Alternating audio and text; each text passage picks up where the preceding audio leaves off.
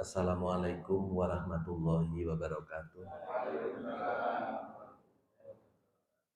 Alhamdulillah alladzi anzala sakinata fi qulubil mu'minin liyazdadu imanan ma imanihim walillahi junudus samawati wal ardi wa kana Allahu aliman hakima. Asyhadu an la ilaha illallah wahdahu la syarikalah wa asyhadu anna Muhammadan abduhu wa rasuluh la nabiyya ba'da. Allahumma salli wa sallim wa barik ala hazar nabiyil karim nabiyina Muhammadin wa ala alihi wa sahbihi ajmain. Bapak Ibu jamaah sekalian rahimakumullah. Alhamdulillah dengan limpahan rahmat, taufik serta hidayah Allah, pagi ini kita dapat menjaga istiqomah dalam melaksanakan rangkaian ibadah kepada Allah.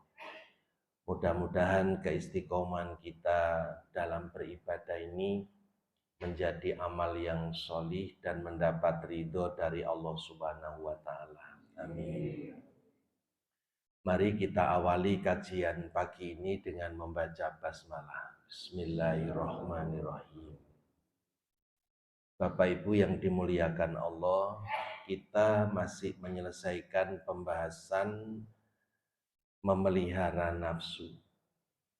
Dan ini merupakan langkah kelima, ikhtiar menjadi orang yang baik dan benar. Yang kelima adalah memelihara nafsu. Nah, di dalam memelihara nafsu ini, kita sudah sampai pada langkah yang keempat. Yang pertama, nafsu mutmainnah itu harus selalu bersama dengan hidayah Allah. Yang kedua, nafsu mutmainnah itu harus bersama dengan qalbun salim. Pada bulan yang lalu kita sudah mengkaji bahwa nafsu mutmainnah, jiwa yang tenang itu kalau memiliki khasyatullah, rasa takut kepada Allah, takut dimurkai Allah, takut azabnya Allah, takut tidak mendapat ridhonya Allah, dan seterusnya. Dan pagi ini kita akan mengkaji langkah membina nafsu mutmainnah yang keempat, bahwa jiwa itu tenang dengan zikrullah.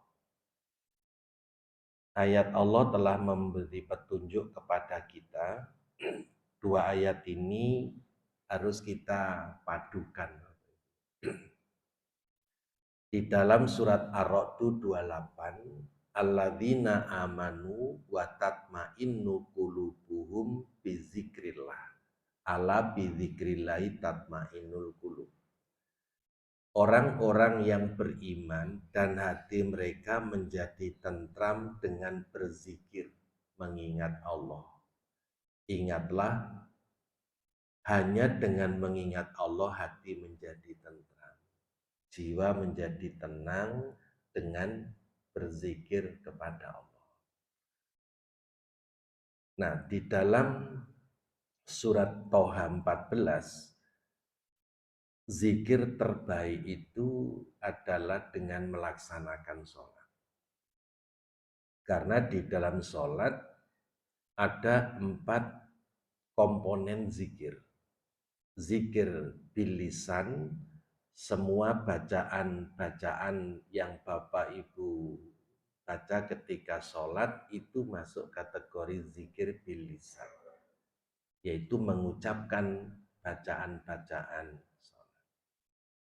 Yang kedua, zikir bil fikri, bahwa pikiran kita konsentrasi menghayati, memaknai lafaz-lafaz yang kita baca. Yang ketiga, zikir bil qalbi, bahwa di dalam sholat itu hati kita harus selalu ingat Allah.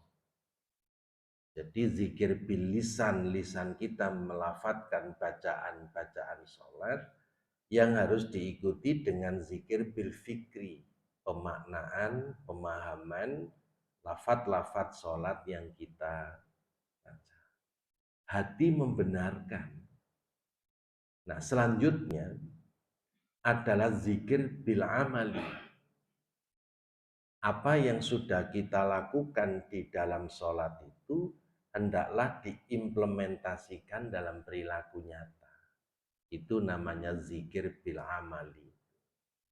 Nah, Bapak Ibu yang dirahmati Allah, maka zikir itu lebih luas dari sekedar membaca lafaz-lafaz zikir subhanallah walhamdulillah wala ilaha illallah Allahu akbar la haula wala quwata illa billah. 5 lafaz zikir ini sudah zikir yang sangat luas kalau dimaknai. Apalagi selain melafatkan zikir-zikir itu, lafat formal zikir itu, sholat itu juga zikir. Ada 4 komponen tadi. Bapak Ibu membaca Al-Quran juga zikrullah. Apalagi Bapak Ibu bertaklim seperti ini juga zikrullah. Karena apa? Dengan taklim seperti ini yang kita bacakan, yang kita kajikan ayat-ayat Allah, nasihat-nasihat Allah. Sehingga malaikat itu punya perhatian khusus kepada orang yang duduk di majelis taklim.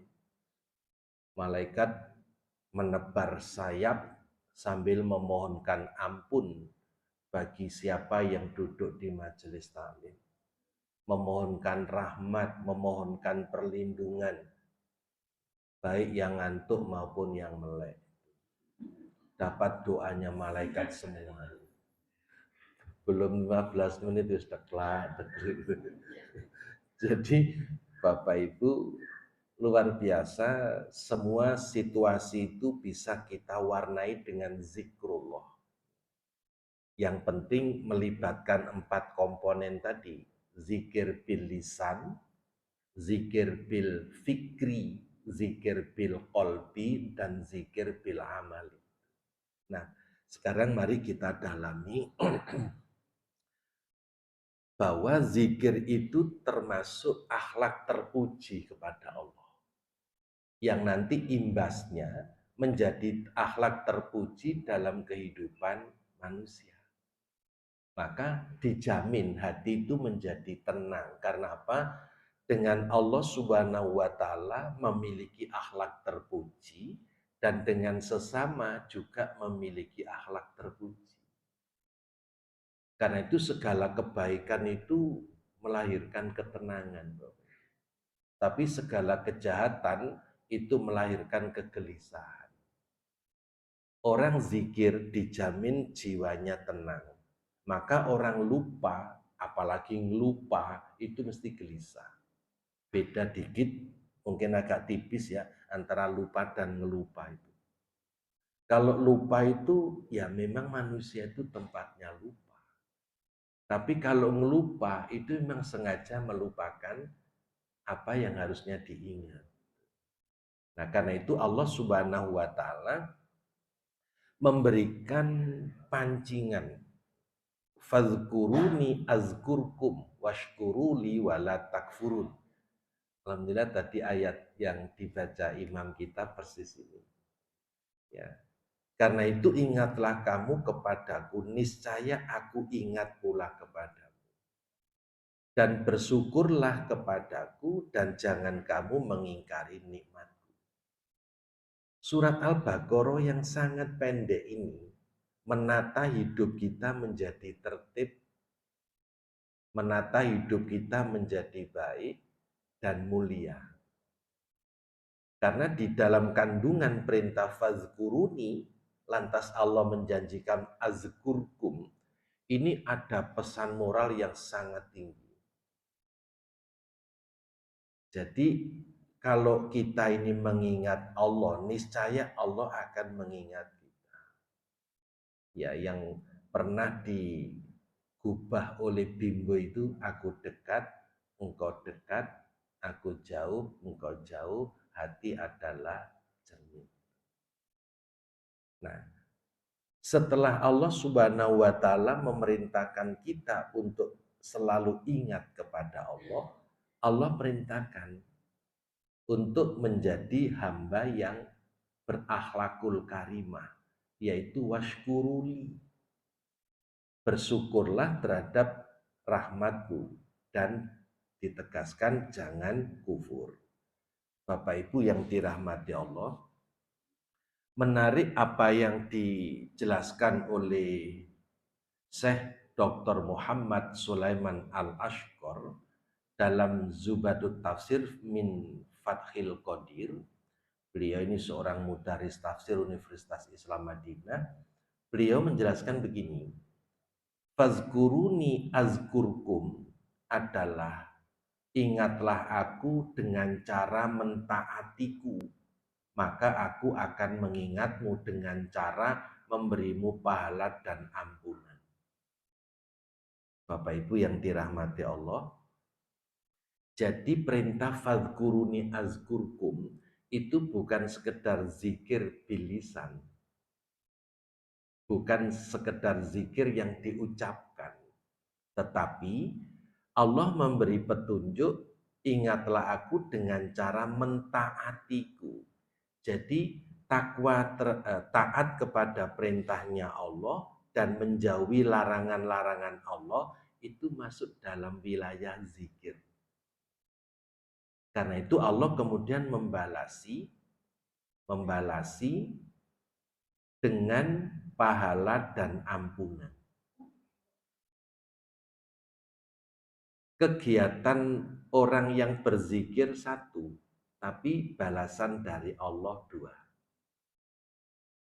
Nah, di kalangan ulama salaf mengatakan makna kalimat ini adalah barang siapa mengingatku sedang dia taat, maka aku akan mengingatnya dengan ampunan.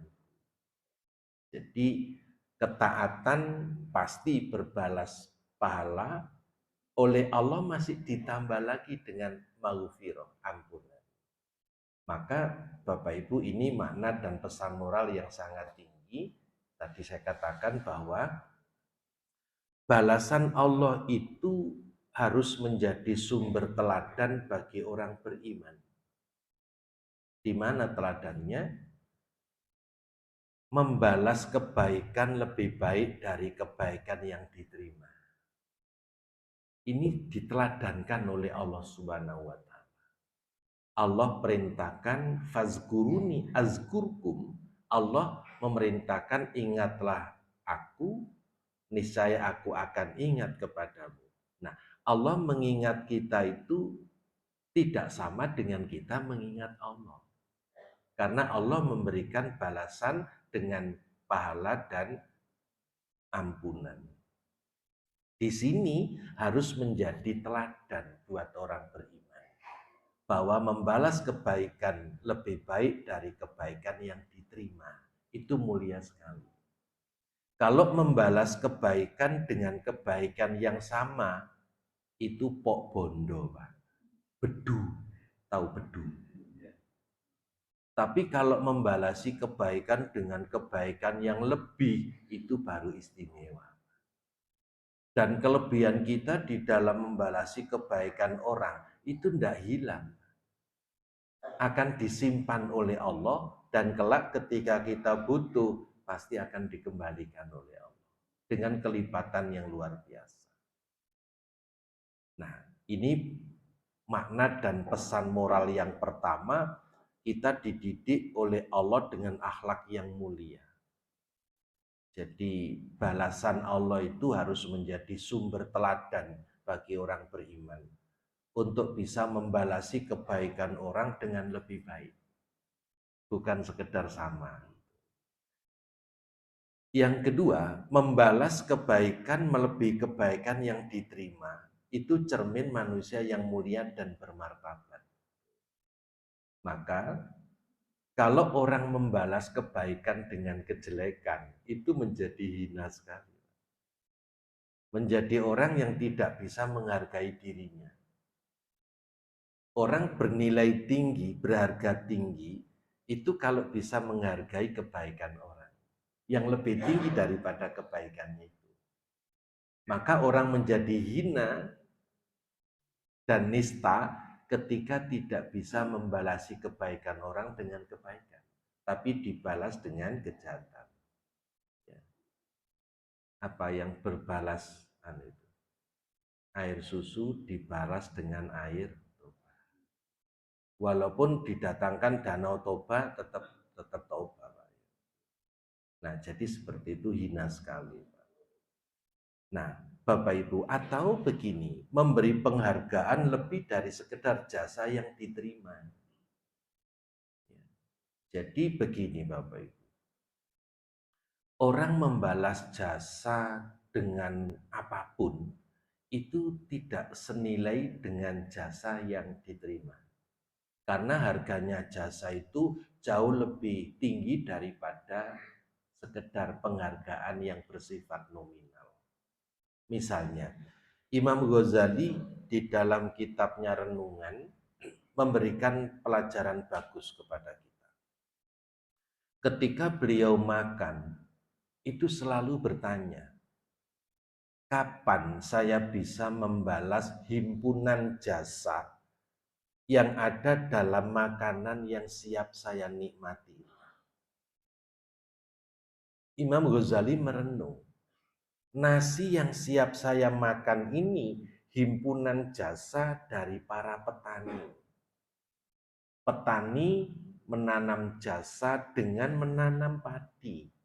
Setelah panen, petani mesti melibatkan buruh tani untuk manen padi. Itu pun masih jadi gabah. Agar jadi beras, ya harus diseleb. Gabahnya dilepas, butiran-butiran gabah itu baru jadi beras. Itu pun belum bisa dimakan. Harus dimasak jadi nasi. Lah, masak itu juga butuh jasa orang banyak. Butuh tenaga, butuh air, butuh alat masak.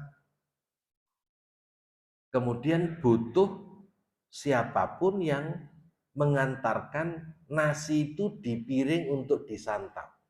Itu pun masih butuh lauk pauk, butuh sayur, jangan lupa butuh sambel. Dan orang Jawa itu kalau nggak pakai kerupuk, nggak afdol. Jadi butuh kerupuk sama sambel, butuh kemangi. Dan itu himpunan jasa yang tidak terhingga kalau di list itu. Maka kalau beli nasi lauk pauknya 15.000, harga 15.000 itu tidak sebanding dengan himpunan jasa yang siap dinikmati.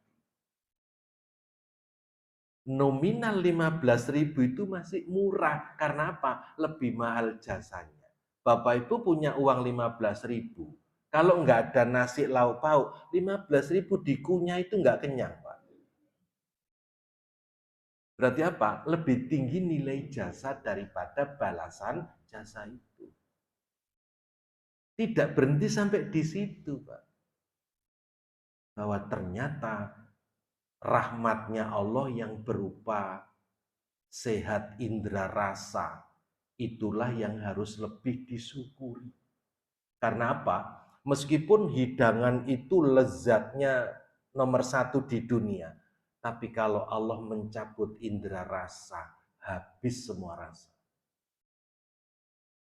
Karena itu Imam Ghazali kemudian membentuk karakter beliau. Kepada Allah saya harus bersyukur. Karena apa? Allah memberikan rahmat berganda. Rahmat makanan segala jenis yang akan saya nikmati, dan rahmat indera rasa yang bisa merasakan segala rasa yang saya nikmati. Fabi ayyi ala'i rabbikuma tukadziban. Bapak Ibu yang dirahmati Allah, dan indera rasa itu rahmat yang selama ini sering dilupakan orang. Makan enak itu komentarnya cuma apa? Oh enak ya makan ini. Alhamdulillahnya nggak muncul. Oh enak ya. Ini resepnya apa ya? Siapa yang masak ya? Ini bahan-bahannya kayak apa? sibuk ngomentari itu, nggak sibuk alhamdulillah. Karena apa? Meskipun makanan itu lezat, kalau Allah mencabut indera rasa, habis itu rasa. Jadi kalau kita merenungi rahmatnya Allah yang sedemikian tidak terhingga itu, sesungguhnya selalu fokuslah pada dua hal. Wujud rahmat itu dan rahmat yang tidak terwujud, yaitu sehat. Dengan sehat, indera rasa kita juga sehat. Walaupun misalnya Bapak Ibu makan durian 7 rasa, tapi kalau Allah mencabut rasa durian, durian itu rasanya jadi kapuk, Pak. Tahu kapuk? Yang dipakai bantal itu. Karena nggak ada rasanya. Allah memberi rasa durian itu 7 rasa. Tapi kalau Allah mencabut indera rasa, rasa durian yang 7 rasa itu nggak ada rasanya. Nah, demikian pula cermatnya rasa yang dianugerahkan Allah kepada kita. Itu jeli banget, Pak. Bapak Ibu menikmati rawon, himpunan bumbu yang tergabung dalam rawon itu masih terasa. Bapak Ibu makan rawon, rasa keluaknya akan terasa tuh. Walaupun sudah dicampur dengan air, dicampur dengan ini itu terasa. Apalagi dagingnya juga terasa. Nah, meskipun ada bumbunya keluak, lek ada dagingnya, bukan rawon. Tidak tahu apa dikasih manisa gitu ya, rawon manisa. Dan itu daun jeruknya juga terasa itu. Indra rasa kita masih bisa nebak, oh ini daun jeruknya terasa. Kemudian himpunan-himpunan garamnya, penyedapnya, itu baru beragam rasa yang dikandung dalam sebuah rawon. Dan kita bisa cermat merasakan itu. Tidak ada yang hilang, Pak. Namun sayang itu semuanya kurang dihargai oleh manusia. Padahal itu rahmat yang luar biasa. Kalau Allah mencabut kesehatan kita sehingga indera sehat, indera rasa enggak berfungsi, habis, Pak. Kayak kemarin waktu pandemi itu, kan banyak orang yang hilang rasa, hilang penciuman. Aduh, luar biasa. Ngenes itu. Ya. Karena itu selama masih bisa merasakan asinnya garam, manisnya gula, syukur, Pak. Syukur. Jadi itu fazguruni azgurkum. Kemudian Bapak Ibu yang dirahmati Allah, bahwa memberi penghargaan lebih dari sekedar jasa yang diterima itu, waduh, itu luar biasa Bapak Ibu. Jadi Allah itu sudah memberi teladan kepada kita. Jadi memberi balasan lebih itu mulia sekali. Itu yang harus kita contoh. Yang keempat, terus mengingat kebaikan dari siapapun. Selanjutnya meneladani untuk senantiasa berbuat baik kepada siapapun. Nah, jadi fazguruni azgurkum itu punya makna seperti ini. Jadi kebaikan Allah itu harus kita turunkan menjadi tabiat kita yang memberikan balasan lebih dari sekedar kebaikan yang diterima. Karena begini Bapak Ibu, orang memberi dan orang membalas itu sangat ditentukan sejauh mana nilai pemberiannya dan nilai balasan yang diberikan. Orang memberi itu kelihatan nilai orang yang memberi melalui barang yang diberikan.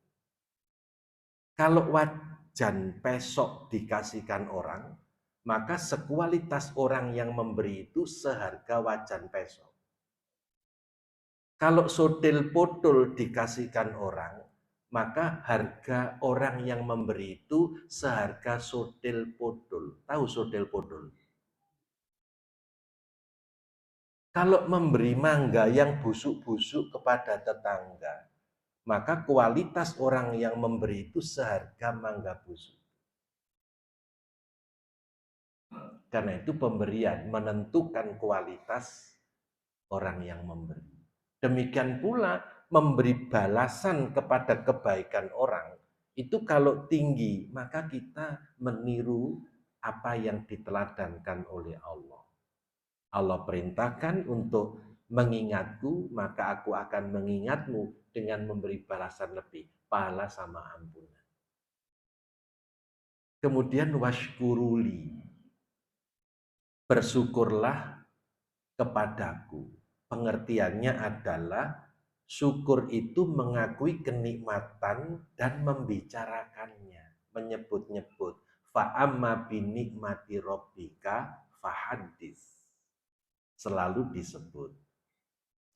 Jangan menyembunyikan rahmatnya Allah.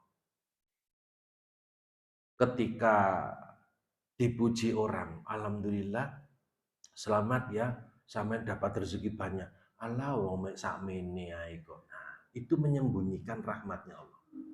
Sudah enggak bersyukur, ada teguran dan pujian, ternyata disembunyikan. Oh, cuman sakmene kok. Itu orang yang menyembunyikan rahmatnya Allah. Dan ketika itu muncul, waspada. Bisa jadi Allah akan mencabut berkah orang yang menyembunyikan rahmatnya Allah. Kalau ada orang yang mengucapkan selamat, selamat ya, sama rezekinya luar biasa. Alhamdulillah, mudah-mudahan Allah memberkahi. Karena syukur itu, la in syakartum la azidannakum. Allah janji, barang siapa yang syukurlah kepadaku, niscaya aku akan memberikan rahmat. Syukur itu pula mengundang rahmatnya Allah yang belum kita terima. Maka jangan sekali-kali menyembunyikan rahmatnya Allah. Bisa menyembunyikan rahmatnya Allah dari orang lain, tapi nggak akan bisa menyembunyikan rahmatnya Allah dari yang Maha memberi rahmat itu.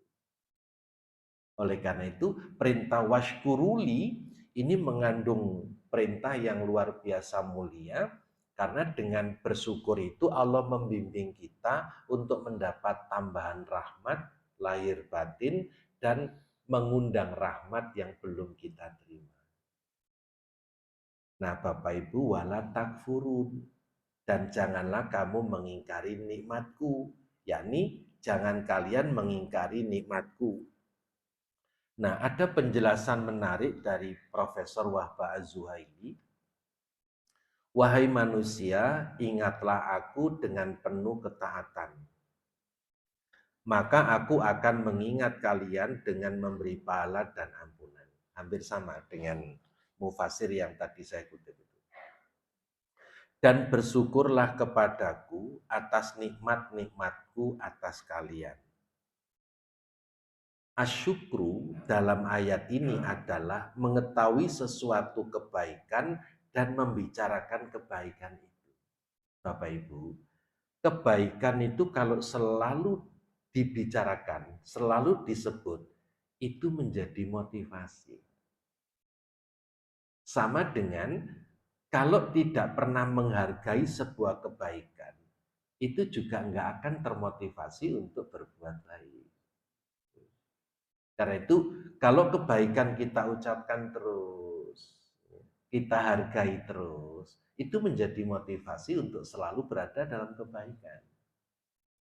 Tapi kalau mengakui kebaikan itu timbul tenggelam, maka motivasinya juga timbul tenggelam seperti itu. Karena itu motivasi diri untuk washkuruli itu harus terus dibangun. Karena apa? Kalau kita mau jujur, ya, bahasa sesepuh kita, saobah saontek itu nggak pernah bisa lepas dengan rahmatnya Allah.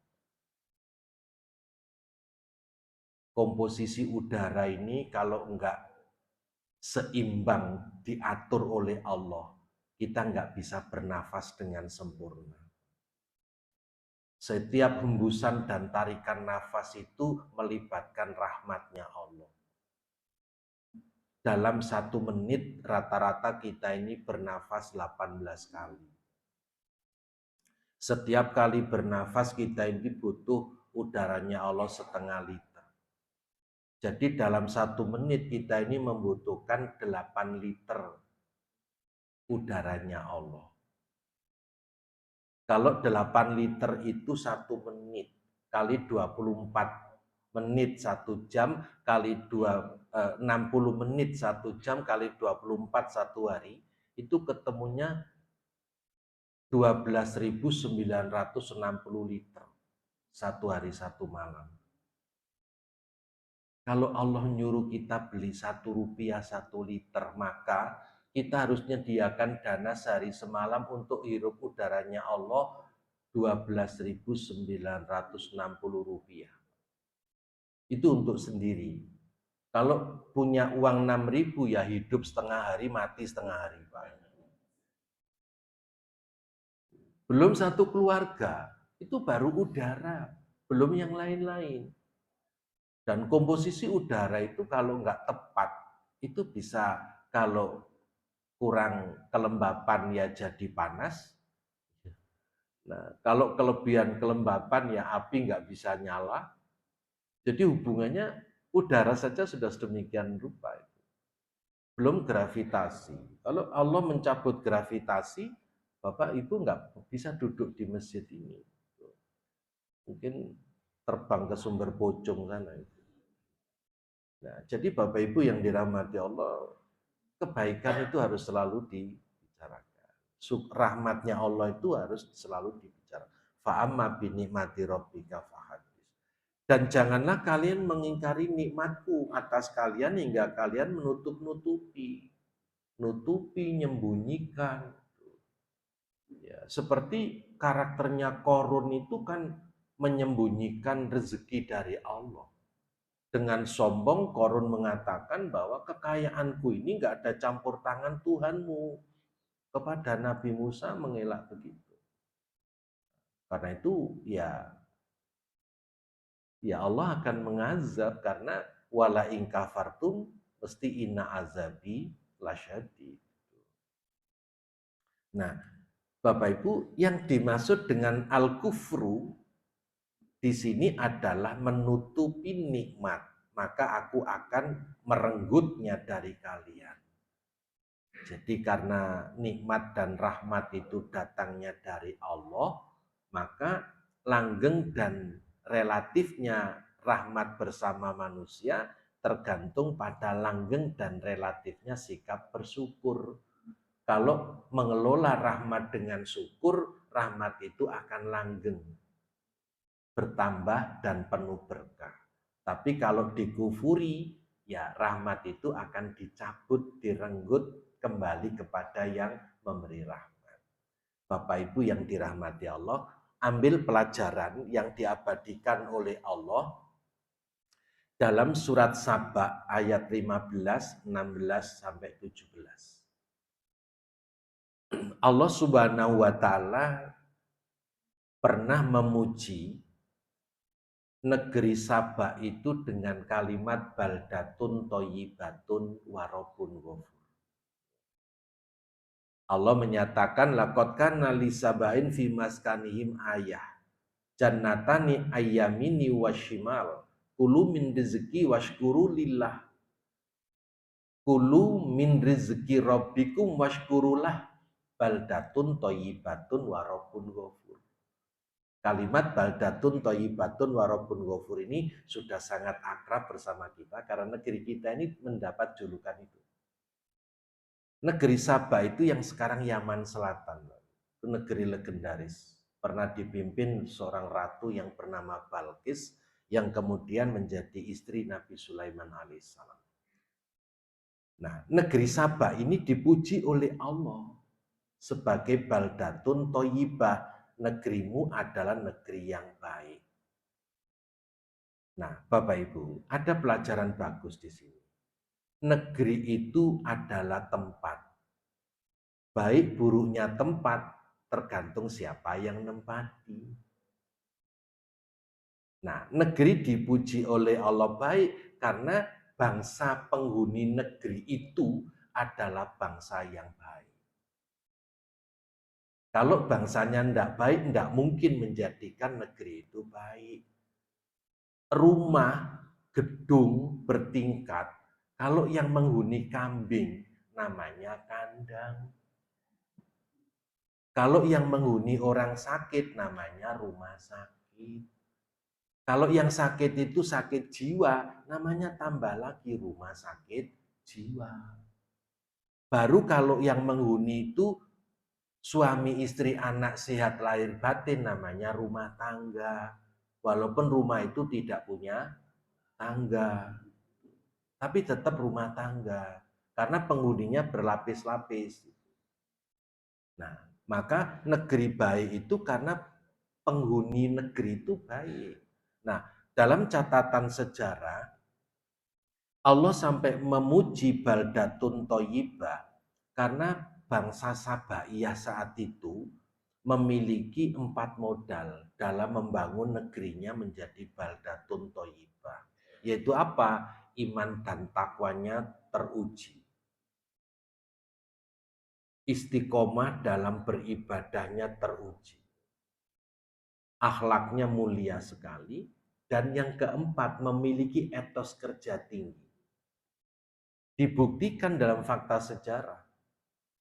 Tahun 120 sebelum Masehi, bangsa Sabaiyah itu mampu membangun bendungan raksasa pertama kali di dunia. Tahun 120 sebelum Masehi. Nama bendungan itu Saddul Ma'arif. Bendungan ini mampu menampung air hujan selama 3 bulan dalam 1 tahun. Air yang ditampung di bendungan Saddul Ma'arif itu kemudian disalurkan untuk kepentingan pertanian, perkebunan, sawah, ladang, dan seterusnya. Akhirnya apa? Mengantarkan petani itu mencapai panen yang luar biasa.